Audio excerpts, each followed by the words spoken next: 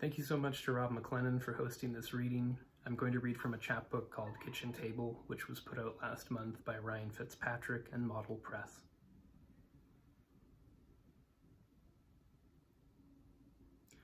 I wanted to write a poem that would somehow place me late night, kitchen table, stories, a campfire.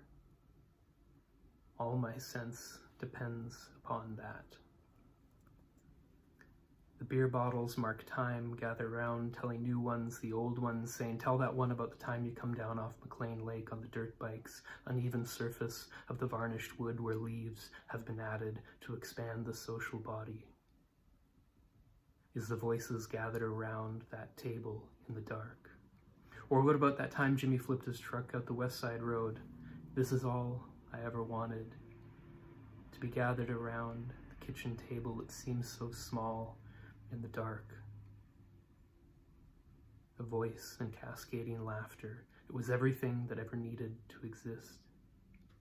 I want to delete Facebook. I don't want to delete Facebook, so I can send a PDF to Mike, ask him to send me his most recent poem to be back around that kitchen table. Ask Jerry what's that one about that time, or tell me the one about the strip mining of data from our lives, about blowing up the creek with dynamite for gold panning, about the buildings storing our photographs and data servers. Fragments of rock falling around their heads as they ran. What about our lives have we lost? What about that time you went out to Ralph Lake with Tom? Tell me about the time you put all the rocks in his sleeping bag. Oh fuck, that bastard was mad as hell. I can only look at these places on Google Maps now, can hardly write this poem without it spiraling into another and another and another place, another story. The Palliser, Middle Fork of the White, Diana Lake, these exist as words I can see on a screen, not the frigid water where I got soaked to the thighs. Dragged up the trail by an orange loop of binder twine tied to my father. Or gathered, the words I have been gathered around this kitchen table to hear these words. I think about performance, about how to perform a poem, how reading these words to an audience could replicate that social context, gathered around the kitchen table, telling the old stories, improvising within a structure. Tell that one about the time you and Jerry. How to put that on the page. How the page could be the space in which that social field is made visible. Improvising against each other's. That's like this one time how to make the page the space where that happens alone. The page, the context in which improvisation could, driven by the difference only possible in otherness, to make the page a space of confronting my own otherness to myself, the means of improvisation cannot quite. Am the subject delineated by that context.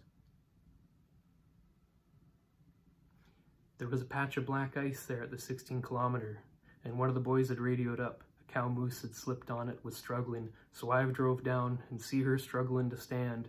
She's got her front legs up but can't get the back ones, so I get behind her, tell her, okay, take it easy now, an act of trust, and start trying to lift her up so she can get her legs under her, intimacy, hands on her hips. And the boys are driving by, looks like, well, and she's looking back at me and moaning. She realizes I'm trying to help, but it's clear she broke her hip in the fall. He put a bullet in the back of her head and dragged her body into the ditch, an act of kindness, intimacy even. What are we to learn by this? What gained in the telling repeated that we are so close to death? The humor, too, appearing to fuck a moose while the boys drive by in loaded trucks. Her moaning, that moment of eye contact is intimacy.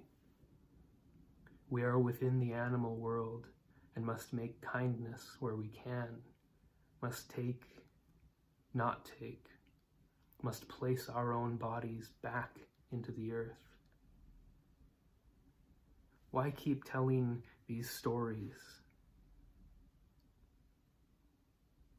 Why I would give anything to hear them again and again and again, and the shadow of an airplane passes over the apartment. I am in Brooklyn in a pandemic. Thank you.